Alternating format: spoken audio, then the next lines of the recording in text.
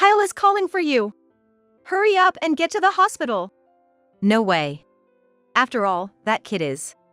I replied, looking at my son Mike, who was studying. There's absolutely no reason for me to rush to the hospital for that kid, who is a complete stranger to me. What are you talking about? Just come quickly. Mike is right here in front of me, isn't he? Oh. It seemed that with my words, Sam finally realized who he was calling. Oh, sorry. I thought you were Mike. Yeah. Well, let's talk when I get home, about the future. Sam was speechless on the other end of the phone. Did he think he could keep it hidden for these 4 years? I know everything. Kelly, wait a minute. Ignoring Sam's plea, I hung up the phone. Well, let's get this done, I said, rolling up my sleeves and standing up. I'm going to make sure they regret it. My name is Kelly. I'm a 49-year-old office worker. I love working, and I've recently been promoted, which made me love my job even more. If I hadn't reconnected with my husband at this company, where I started as a fresh graduate, I probably wouldn't be married now. My husband, Sam, was my senior in college. But we hardly knew each other.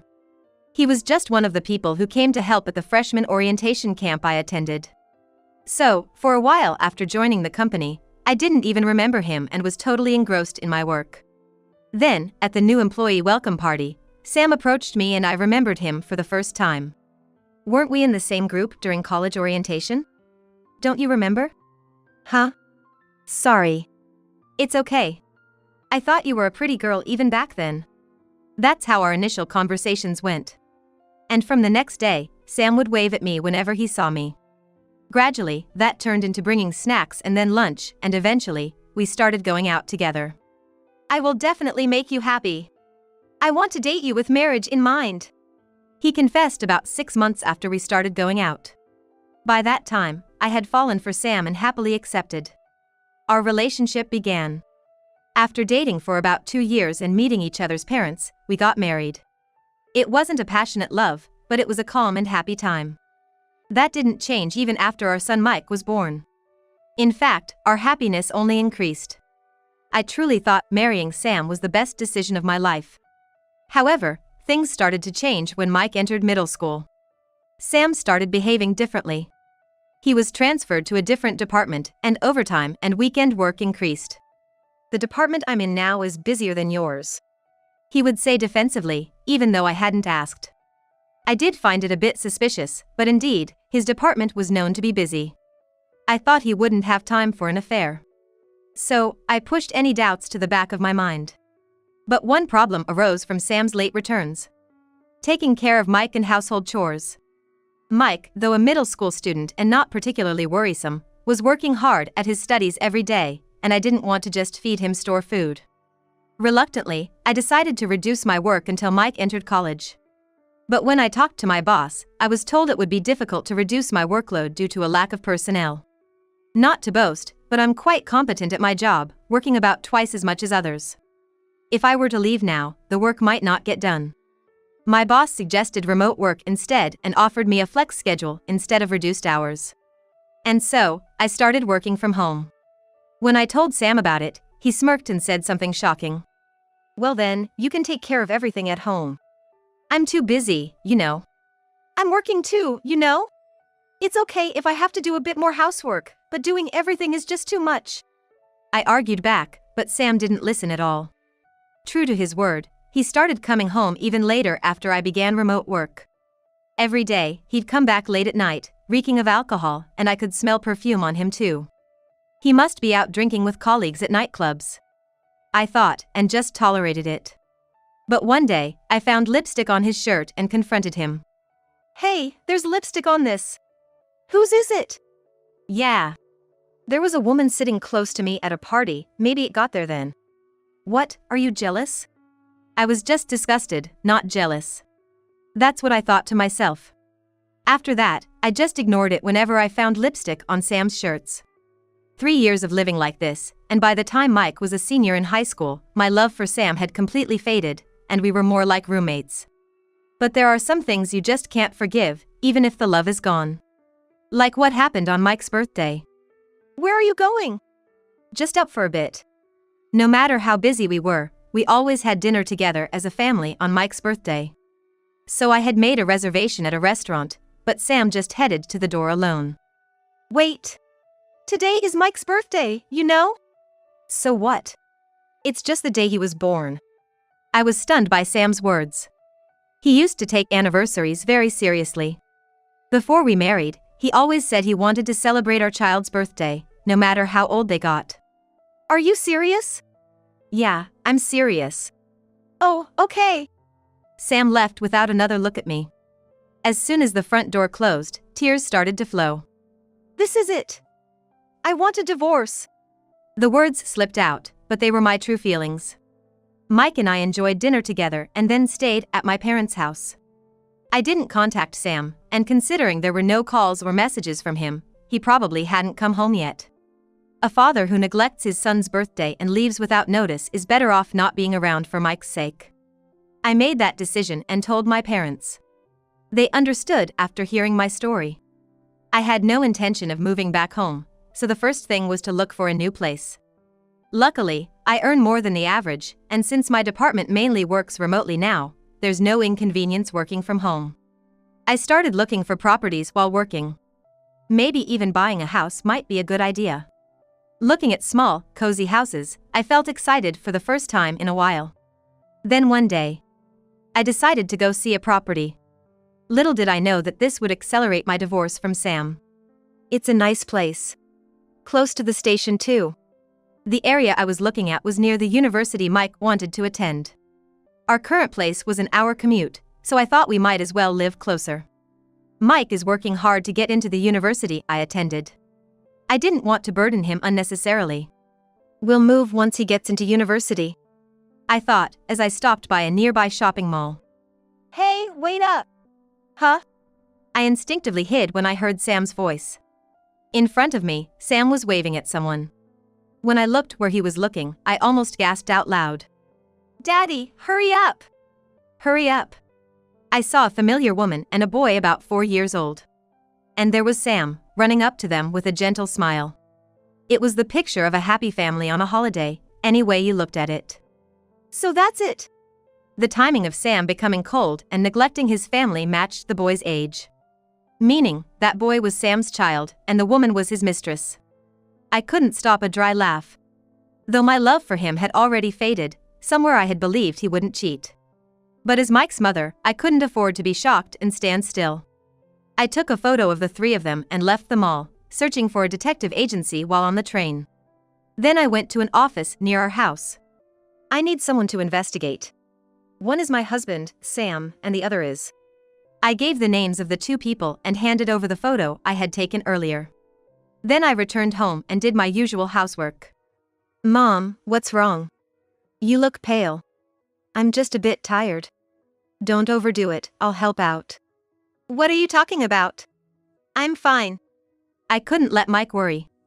I pretended to be strong and smiled through it. Just a divorce won't be enough, I'll definitely get revenge on them. I felt a rage I'd never experienced before building up inside me. Then, a few weeks later, the detective contacted me. The report was complete. I went to the detective's office and looked through the documents. As expected, the boy I had seen was Sam's child, and he had even acknowledged paternity. This was the worst. I was distraught. But another document given by the detective gave me a bit of hope. I'll send those two to hell, but only after Mike's university acceptance. I decided that and took the documents home. Over the next few months, I had the detective keep tabs on Sam and his mistress. It cost money, but that didn't matter. I'd just add it to the alimony later. Sam, not bothering to hide anything, took his mistress and child to various places. It seemed the mall visit was just a coincidence. The mistress's house was just a few minutes' walk from ours. And that house was in Sam's name. To keep his mistress so close, as if mocking Mike and me. Unforgivable. I said to myself. I'm going to make them bow their heads in front of me and Mike. With that resolve, I started making plans. The execution would be after Mike's university acceptance announcement. I began collecting evidence little by little, with that as my goal. Then, the day of Mike's university acceptance. Mike was studying in the living room, glancing at his computer. I watched him nervously. It should be any time now. As my heart raced, the phone rang. I hurriedly pressed the answer button. It was Sam on the line. Kyle is calling for you. Hurry up and get to the hospital. No way. After all, that kid is. I replied, looking at my son studying. There's absolutely no reason for me to rush to the hospital for that kid, who is a complete stranger to me. What are you talking about? Just come quickly. Mike is right here in front of me, isn't he? Oh. It seemed that with my words, Sam finally realized who he was calling. Oh, sorry. I thought you were Mike. That's okay. Let's talk when I get home about the future. Sam was speechless on the other end of the phone. Did he think he could keep it hidden for these 4 years? I know everything. Kelly, wait a minute, please. Ignoring Sam's plea, I hung up the phone. Well then, let's get this done, I said, rolling up my sleeves and standing up. I'm going to make him regret it. Right after hanging up Sam's call, Mike turned to me with a smile. Mom, I did it. I got accepted. Really? That's amazing. Good job. Mike and I rejoiced, holding hands. Then, after celebrating for a while, Mike suddenly became serious and spoke up. I got into college now, and I'm not a kid who needs his father anymore. So, you should divorce Dad. Mike, you knew. Yeah, I knew. I was surprised by Mike's words. Turns out, he saw Sam and his mistress walking affectionately with a baby on his way back from school. At first, he thought it was just an acquaintance, but after seeing them several times, he realized it was an affair. I didn't tell you because I thought it would shock you. Mike. Thank you. Mom is fine. I always thought of him as my cute little boy, but Mike had grown up so much. I felt happy but also a bit ashamed as a parent. At that moment, we heard the front door open. Sam was back. I'm home.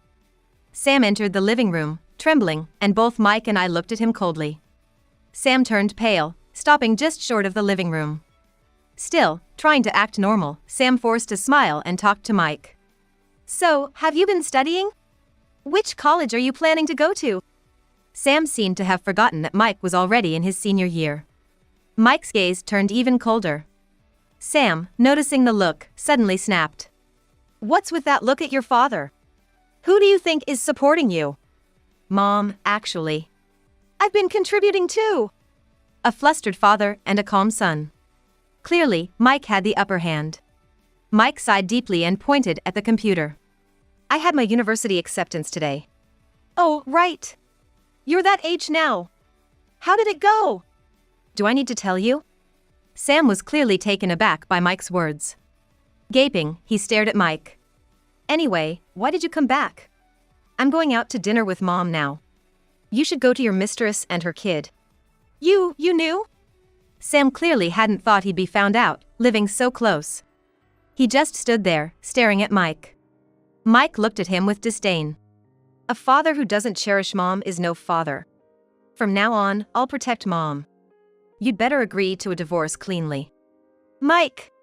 Sam, clearly shaken by Mike's suggestion of divorce, looked at me for help. But there was no way I was going to help Sam. Right, if you can at least pay for college, there's absolutely no reason for us to stay married. You too! Sam, like a tragic heroine, burst into tears. Never have I seen a less sympathetic heroine.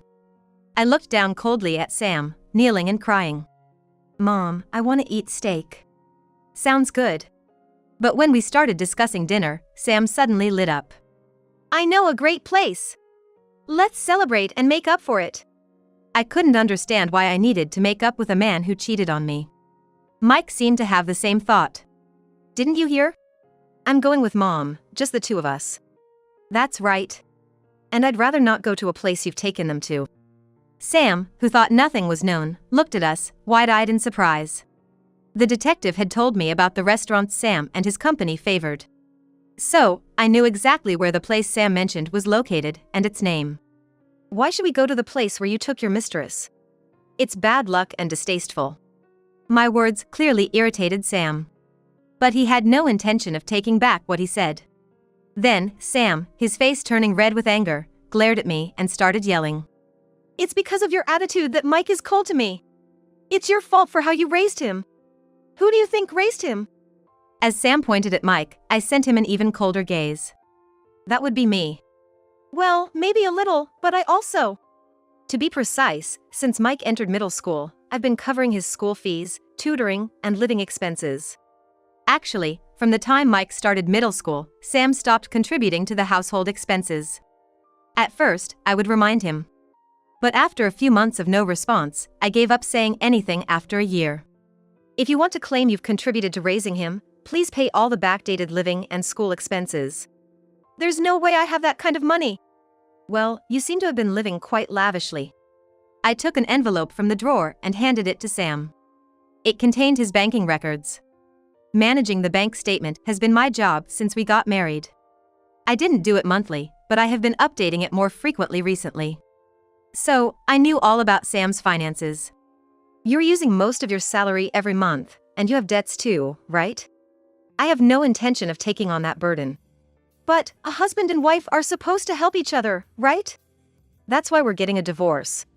You can't be serious, he added, and the color drained from Sam's face.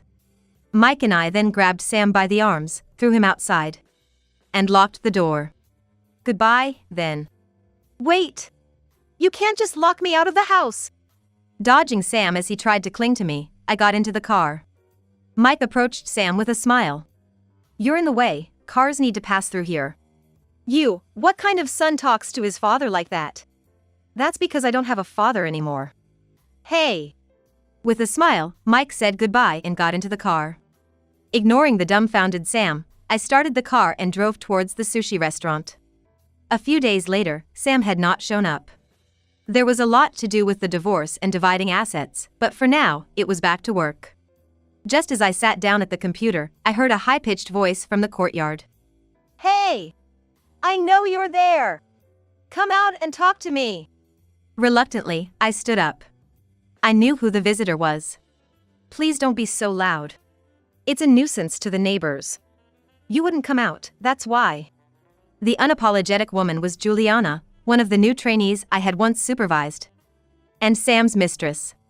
She should be at work today. What are you doing here on a workday? I took a day off. I had to talk to you. Twirling her hair, Juliana looked triumphant. I'm taking Sam. You don't deserve him. And guess what? I'm pregnant with our second child. She rubbed her belly. I felt a headache coming on. Do you have any idea about Sam's financial situation? What?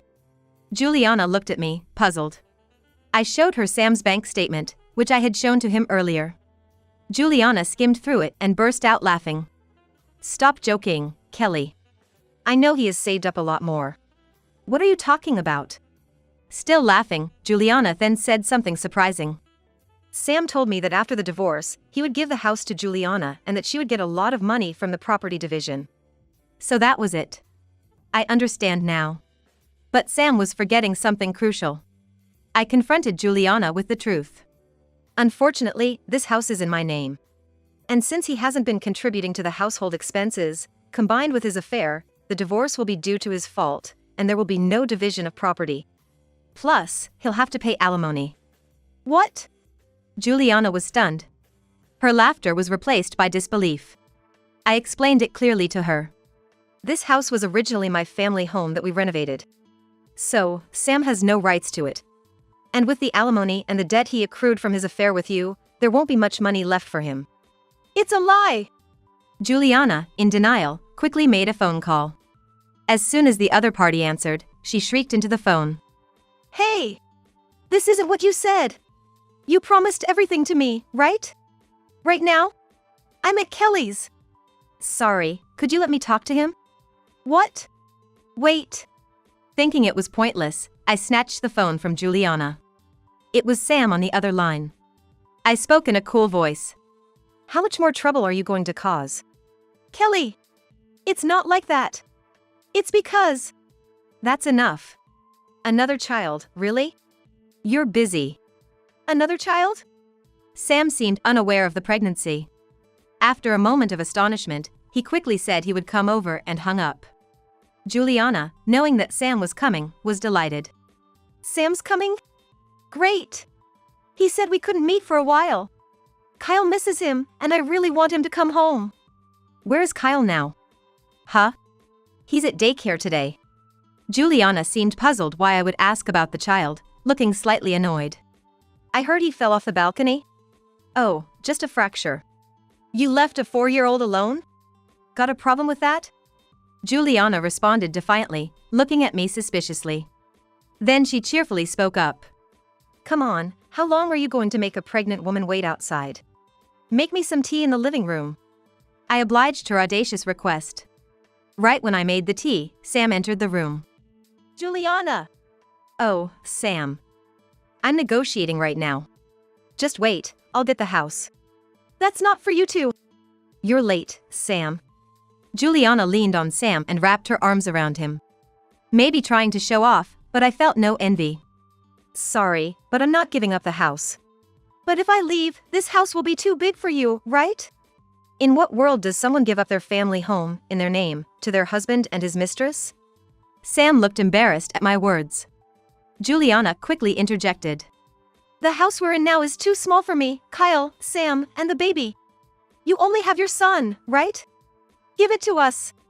She was brazen even during training, but this was another level. I got tired of their antics and laid out several photos in front of them. Seeing the photos, Juliana's face turned pale. Did you follow me? Of course. You're my husband's mistress. That doesn't mean you can take these photos. Juliana tried to hide the photos, but it was too late. Sam, red-faced, grabbed one and confronted her.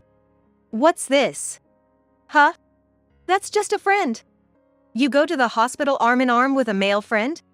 Well, the photo showed Juliana happily arm in arm with a young man, exiting a doctor's office. They clearly looked like a couple or lovers. I kindly filled in the details. That man is working at a nightclub, and you're his client, right? How do you know that? And you've been to a motel with him several times. That means the second child is. Before I could finish, Sam stood up. He turned to Juliana. You! I didn't know you were so promiscuous. Kyle isn't even my child, is he? It's over. I'm divorcing you. What about the money? He's not my child, so why would I give anything to her? As Sam and Juliana began to argue, I smiled at them. Then, misinterpreting something, Sam gave me a sickening smile. This was all a moment of madness. Now that it's clear he's not my son, it's over with her. So, we can start over, right? What are you talking about? Shut up. Get out. Juliana, also infuriated by Sam's selfishness, resisted with a red face. Amidst this, I spoke calmly. That's impossible. I never want to see your face again. Don't say that. I physically can't stand it. Just seeing your face makes me feel sick. Sam seemed utterly shocked by my words and froze. Then I turned on the laptop I had left at the table's edge, smiling at them. Here are the witnesses to your affair. What, Mom? Juliana also exclaimed in surprise, Mom? I had actually connected them by phone earlier to discuss future plans. Juliana interrupted as I was about to have a work call. What, Mom has? I've heard everything. After all Kelly has done for you, you're a disgrace. Don't ever set foot in her house again. So, that's it. Sam, firmly cut off from his family, left the room without any energy to argue for reconciliation. Mom, wait. I can explain. I didn't raise you to be a homewrecker. You'll be staying at your uncle's farm from tomorrow. What? No way. Juliana's uncle runs a dairy farm, a place of non-stop work.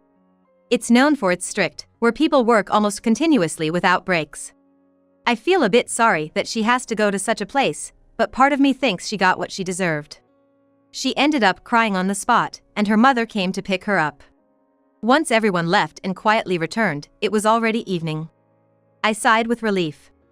Although I'm on a flexible schedule, I prepared for a late night of overtime. I'm home. Welcome back. Hey, how about pasta for dinner? Sounds good. Where shall we go? As soon as Mike returned, we began looking for a restaurant. Finally, everything felt over. Later, Sam and I divorced through our lawyers. He apparently also broke up with Juliana. My in-laws apologized profusely, making me feel guilty for their plight. We agreed to continue our relationship, which brought them to tears. Sam paid alimony for his affair and half of Mike's college fees. He seems to have further indebted himself and hasn't been seen around lately. I've received my due, so his whereabouts no longer concern me. It might be a bit cold-hearted, but I really feel that way, so I think it can't be helped. Juliana was taken to her uncle's farm by her relatives. She's been woken up before dawn and put to work, supervised by her uncle. She left the company shortly after, and it seems many are relieved. Her absence has even improved the efficiency of Sam's department's paperwork. Her children are being raised by her parents, and both are said to be the host's kids. Thankfully, Kyle's injury wasn't too serious and is now running around as usual. Hearing this relieved me. Sam was dumped as soon as his money ran out. Mike has successfully entered his first-choice university and is studying hard. He plans to start working soon to help with finances, which almost brought me to tears. As for me, I'm still dedicated to my job.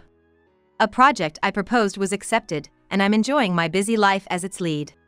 Also, I've been approached by a man from the project's partner company, 10 years younger, who waited for my divorce. I've told him about Mike and my lack of interest in remarriage, but he's willing to wait. We've been having meals together, and I find our time very pleasant. Our tastes in food match perfectly, making me a little swayed. Mike even suggested considering remarriage with him, so I'm thinking about it more seriously now. Mom, we'll be late. Right, we have to hurry. We had a restaurant reservation. A gift from my mother-in-law to celebrate Mike's college entry. Mom, I'm excited. Me too. We laughed and got into the car, hoping this happiness would last. With that thought, I drove us to the restaurant.